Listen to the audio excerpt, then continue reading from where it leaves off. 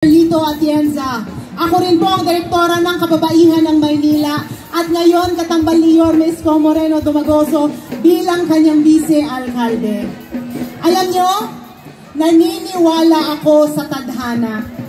Naniniwala ako na pag binigay natin ang buhay natin sa Panginoon, siya ang huhulma, gagabay hanggang makarating tayo sa ating misyon sa buhay.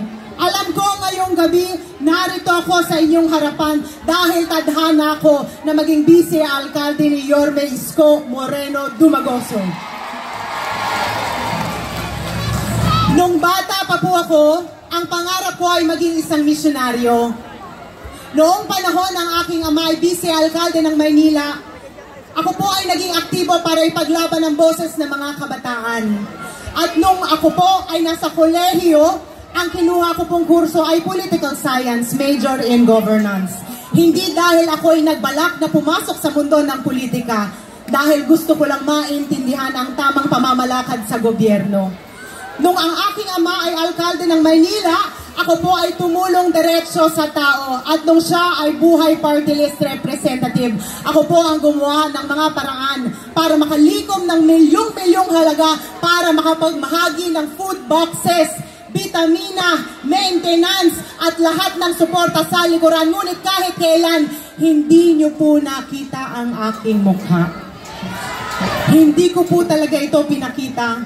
Dahil para sa akin, mas importante na pag ako ay tumingin sa itaas, alam ng Panginoon na ginamit ko ang aking buhay para tumulong diretso sa tao bilang isang misyonaryo.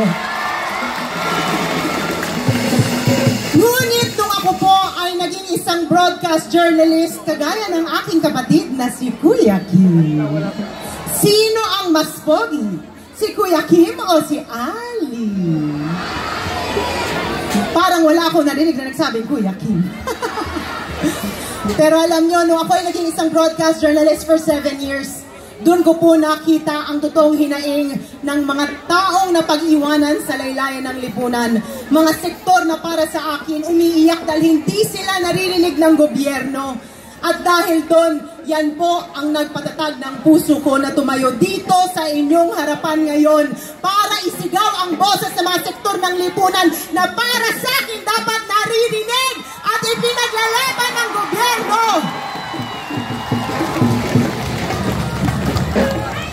Noong ako po ay isang broadcast journalist, meron po akong nakilala na isang nanay. Ang pangalan niya ay si Nanay Emelita. Si Nanay Emelita ay isang 85-year-old na lola at malapit na siyang mamaalam. Hiningi nung programa ko na kunin ang kanyang kwento. Puntahan siya, dalhan siya ng kanyang mga kagamitan. At sinabi niya sa akin, buong buhay daw niya, walang gumawa ng mabuti para sa kanya. At sabi niya, ako raw ang anghel niya. Natakot ako dahil akala ko may mumu sa likuran ko.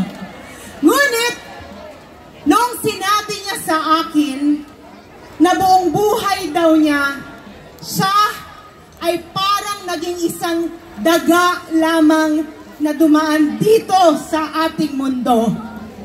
Yan po ang nagbago sa aking pagkatao. Yan po ang nagpatatag ng puso ko. Natayuan ang mga lolo at lola ko na dapat humahaba ang buhay ninyo kung ang gobyerno ay marunong makinig sa inyo at marunong ipagtanggol kayo at marunong alagaan kayo. Kaya sa aming mga lolo at lola, makakaasa kayo na sa susunod na administrasyon, kung ibigay po ito sa amin ni Yorme, hahaba na po ang buhay nyo dahil sisiguraduhin namin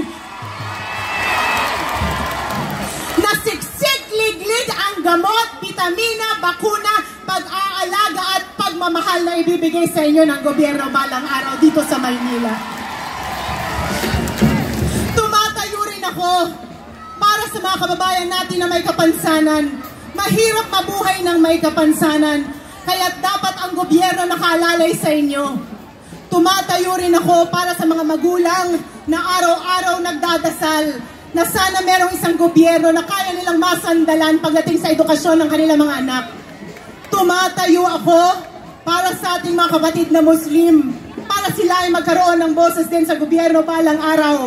At tumatayo rin ako para sa mga LGBTQ+ community. Na bata pa lang kayo, alam ko meron na kayong mga diskriminasyon na nakuha sa inyong buhay. Dito sa Maynila, patas ang panlaban ng lahat at sisiguraduhin namin na kayo ay may boses balang araw. Kanina nung nag-motorcade kami ng buong Yorme's Choice kasama ni Yorme, iisa lamang ang isinisigaw nyo. Ano nga po yun?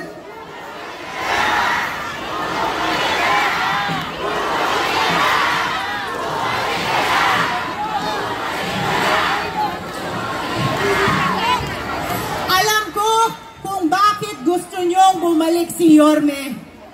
Dahil gusto nyong bumalik ang isang gobyerno na merong totoong malasakit, pagmamahal at mabilis kumilos para masumpuan ang inyong mga problema. Huwag kayong mag-alala dahil babalik na po si Yorme Isko Moreno Tumengreso!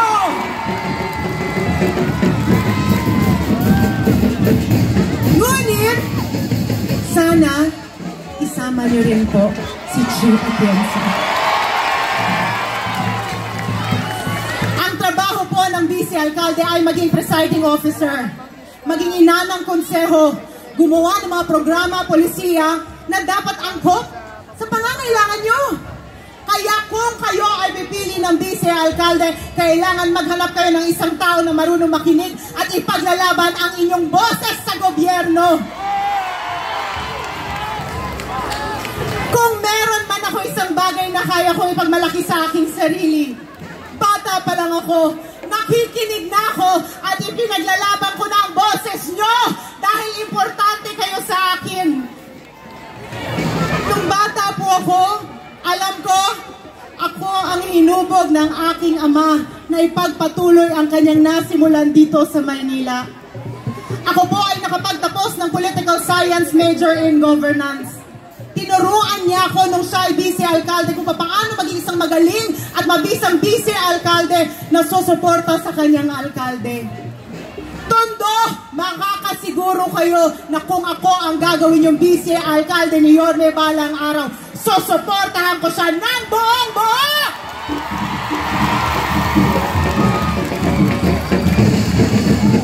Dahil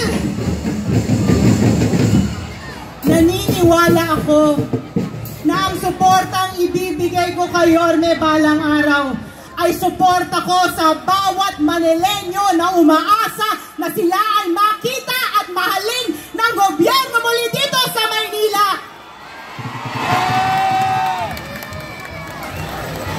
Ang tawag nila sa akin ay liwanag ng Maynila. Ngunit, naniniwala ako, narito lang ako para buhayin muli ang inyong mga puso, na maniwala na ang gobyerno ay nandyan at aalalay sa inyo, lalo't lalo na pagdating sa livelihood.